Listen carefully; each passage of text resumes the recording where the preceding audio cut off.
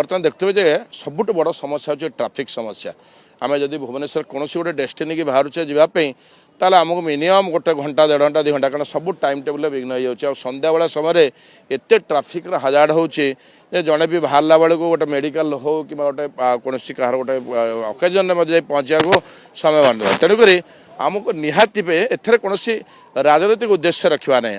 आम दरकार जोटा सहर पे से कार्यक्रम करें कारण अन्य सहर तुलन में आम सहर आम कहीं पछुआ जाए आम आगुरी शुणुले जे आम सब बैकवर्ड बोली शुणुले आम आर्थिक स्थिति में बहुत एवं तो से परिस्थिति ना ना आम अनेक राज्य आम बहुत आगे ओडिशा रही तेणुक से सब ये आमको निहाती कम ब्रॉडनेस रहा सब उच्च मन रुच्च आशा रुच्च आकांक्षा रे सबको लेकर मानसिकतार परिवर्तन करी अनुरोध करी पुणी आउ थे बर्तमान राज्य सरकार जे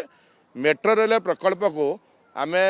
त्वरान्वित भाव से कार्यक्रम करवा जदि दरकार पड़े आवश्यकता आम जेकोसी दिग को बढ़े पार आम प्रथम श्री जगन्नाथ आड़ू कटक पुणी पुरी आड़ हो